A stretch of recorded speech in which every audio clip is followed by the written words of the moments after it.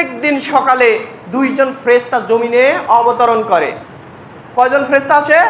দুইজন ফেরেশতা জমিনে অবতরণ করেন। একজন ফেরেশতা অবতীর্ণ হয়ে তিনি আল্লাহ সুবহানাহু ওয়া তাআলাকে বললেন, আল্লাহুম্মা আতি মুনফিকান খলাফা। আল্লাহ সুবহানাহু ওয়া তাআলাকে বললেন, হে আল্লাহ, আপনার পথে, আপনার রাস্তায় যে ব্যক্তি দান করলো তাকে তুমি সম্মানিত করো, তার দানের পুরস্কার দিয়ে দাও, তার অভাব অনটন দূর করো, তাকে দীর্ঘজীবী করো, তাকে বারাকা দান করো, তার সম্পদ বাড়িয়ে দাও। এই বলে ফেরেশতাটা তার জন্য দোয়া করে, এই বলে ফেরেশতা তার জন্য আল্লাহর কাছে দোয়া করে। যে ব্যক্তি দান করলো সেটা হোক না ছোট, তার জন্য ফেরেশতা অনাবর্ত তার জন্য দোয়া করে, আল্লাহ তুমি তাকে সুস্থ রাখো, তুমি তাকে হিদায়াত দান করো, তুমি তাকে দিনের পরে অটল রাখো, তুমি তাকে রিজিক বৃদ্ধি করে দাও, তুমি তাকে তার সম্পদ শালী করে দাও, তাকে ধনী বানিয়ে দাও। এইভাবে ফেরেশতা তার কল্যাণকর দোয়া করে।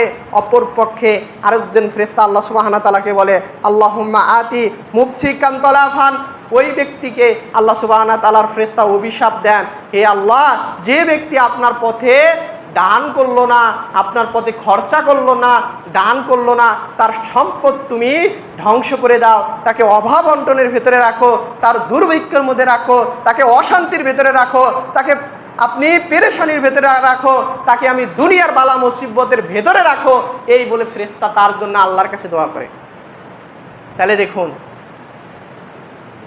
যে দান যখন আপনি করবেন না, তখন ফেরেশতা প্রত্যেক দিন সকালে এসে যে ব্যক্তি দান করলো তার জন্য দোয়া করবে, কল্যাণের দোয়া, তার জন্য ভালো দোয়া করবে।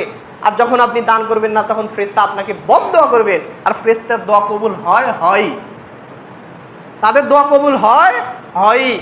অতএব যদি তারা আপনার জন্য বদদোয়া করে, তাহলে বলেন আপনার পরিণতি কি হবে? কেন আপনি সাকসেস হতে পারেন না? কেন আপনার অভাব অনটন যায় না? কেন আপনার শরীর সুস্থ থাকে না? কেন আপনি অশান্তির ভেতরে রয়েছেন?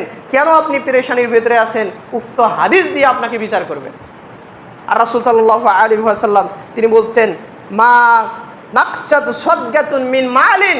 যে ব্যক্তি আল্লাহর রাস্তায় দান সদকা করে তার সম্পদ কমে না, তার সম্পদ আল্লাহ সুবহানাহু ওয়া তাআলা বাড়িয়ে দেয়। সুবহানাল্লাহ। তাহলে আমরা বেশি বেশি চেষ্টা করব আল্লাহ সুবহানাহু ওয়া তাআলার রাস্তায় দান করার জন্য।